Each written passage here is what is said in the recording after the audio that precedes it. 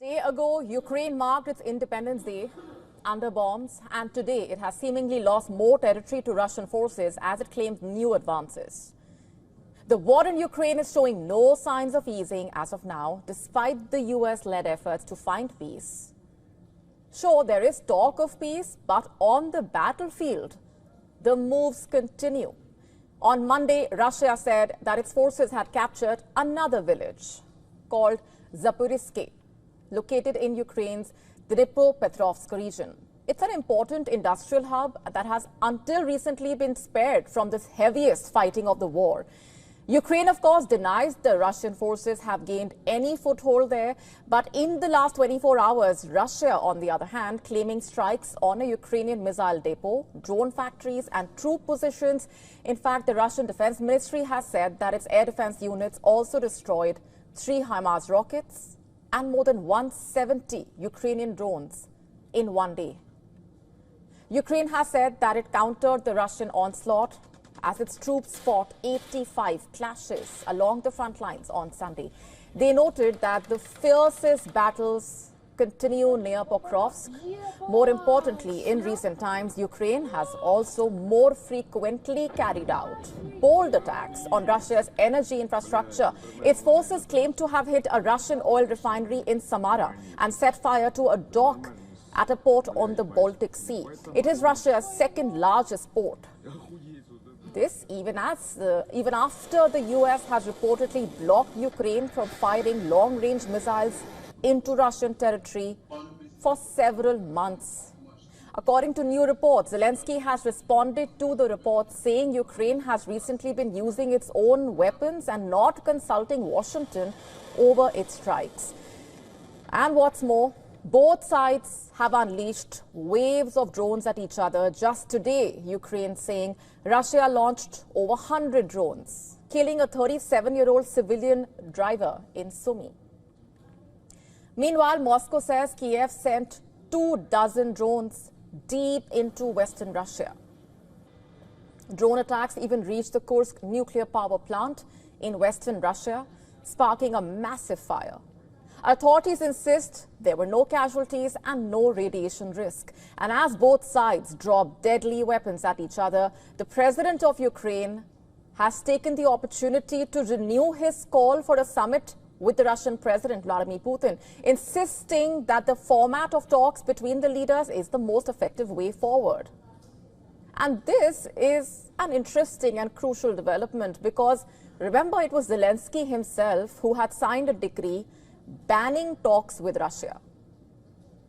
And now this new plea also comes as Ukraine and Russia exchanged 146 prisoners each, including 2 Ukrainian journalists.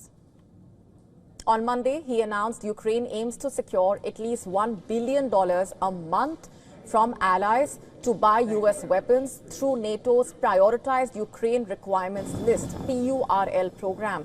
And as more and more European countries promise more weapons for Ukraine, Russia is setting down its own red lines. The Russian foreign minister has said that Ukraine must remain neutral, non-aligned, and outside NATO. And these have been Russia's non-negotiables as far as ending the war with Ukraine is concerned. Lavrov also said that group of guarantors, possibly the permanent members of the UN Security Council, along with Germany and Turkey, should oversee Ukraine's security. Lavrov recalled the failed Istanbul talks of 2022, when neutrality was offered in exchange for guarantees from major powers. And he was blunt, by the way, that protection for Russian speakers must be included. And there are still territorial discussions to be had. As regards the security guarantees for Ukraine, those principles proposed by Ukrainian delegation, I underline this once again, they provided for creation a group of guarantors. This group containing of permanent members of the Security Council, Russia, US, China, UK, and France. Plus, they mentioned Germany, Turkey, and any other country which would be interested to join this group of guarantors. And guarantors would be guaranteeing the security of Ukraine, which must be neutral, which must be non-aligned with any military bloc, and which must be non-nuclear. Despite Russia's firm stand, Ukraine is not about to cave in. Speaking at the ceremony marking the anniversary of Ukraine's independence, Zelensky said, and I'm quoting, "Ukraine has not yet fully won, but it will certainly not lose. Ukraine is not a victim, it is a fighter," quote unquote. European leaders, meanwhile, have echoed their support. Norway pledged $700 million towards supplying 2 US-made Patriot air defense systems together with Germany. Prioritized Ukraine requirements list.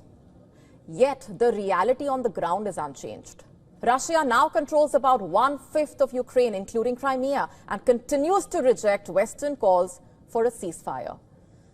The war has already claimed tens of thousands of lives, displaced millions, left cities in ruins. We'll have to wait and watch for where things are headed from here onwards.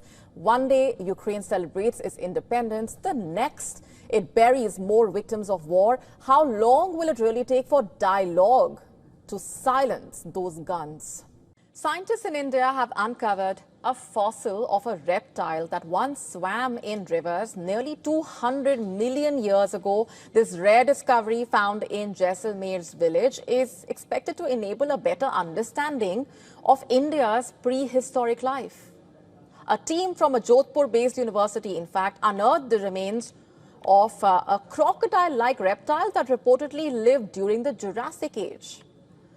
Measuring about 1.5 to 2 meters, the skeleton revealing a medium-sized predator that, according to the researchers, thrived along ancient rivers. The team even discovered an egg nearby, offering a rare clue into the reproductive life of this long-extinct reptile. Phytosaurs were reportedly survivors of the mass extinction that wiped out much of life on Earth at the end of the Permian era. That ended nearly 300 million years ago.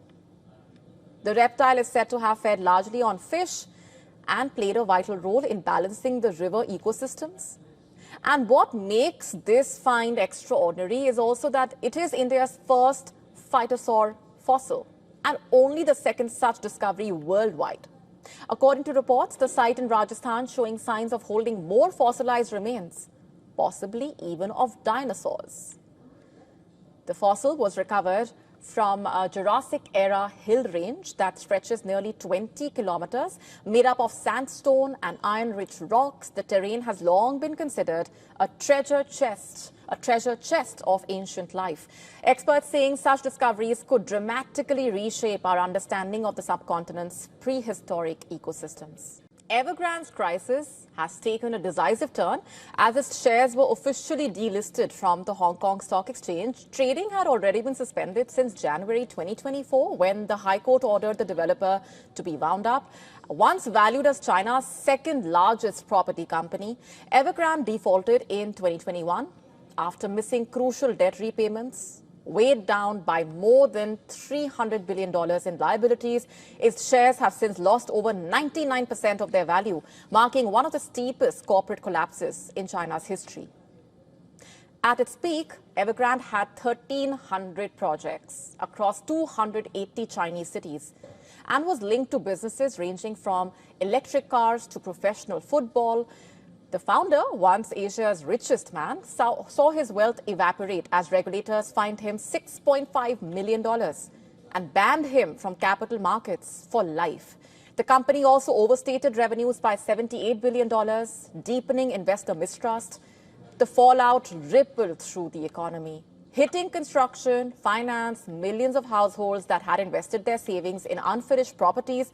China's property sector once made up nearly a third of the country's GDP and was a vital revenue source for the local governments. But Beijing has resisted direct bailouts for developers, wary of reckless borrowing. Instead, billions have been channeled into stabilizing projects, providing cheaper credit and supporting the home buyers. The government's focus has shifted away from its state as a growth engine towards strategic priorities like renewable energy, electric vehicles, AI, signaling a fundamental reset of China's economic model. Are we alone, or are alien visitors already hiding close to home? That big question looming. For decades, telescopes, radars have scanned the vast universe, searching for a single sign of extraterrestrial life. And now scientists have turned their gaze closer to Earth's own shadow, hunting mysterious probes lurking in the darkness. Take a look at this report. Are aliens there? We have countless telescopes, radars, and satellite arrays searching every corner of the universe for artificial signals. But a new approach is changing the game, shifting focus to a hidden zone much nearer Earth's shadow.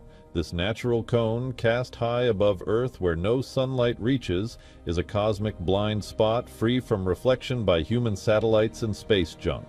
A new study published in monthly notices of the Royal Astronomical Society describes this innovative method for detecting potential extraterrestrial probes near Earth. It's an ideal, quiet hunting ground for strange objects. The Lagrange points, gravitational sweet spots where objects hover effortlessly, sit within this shadow. These are natural parking spaces for interstellar visitors, places where alien technology could watch, wait, and record our every move. The hunt has already begun. Scientists are scanning for heat signatures, metallic reflections, anything that shouldn't be there but is. The implications are staggering.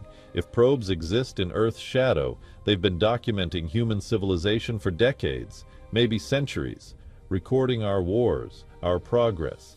Every eclipse creates this shadow highway. Every month, Earth's gravitational shadow sweeps across space, the perfect corridor for alien technology to slip past our defenses unnoticed. The hunt continues, the shadow keeps its secrets, but science is closing in. To stay up to speed with the latest news, download the WION app and subscribe to our YouTube channel.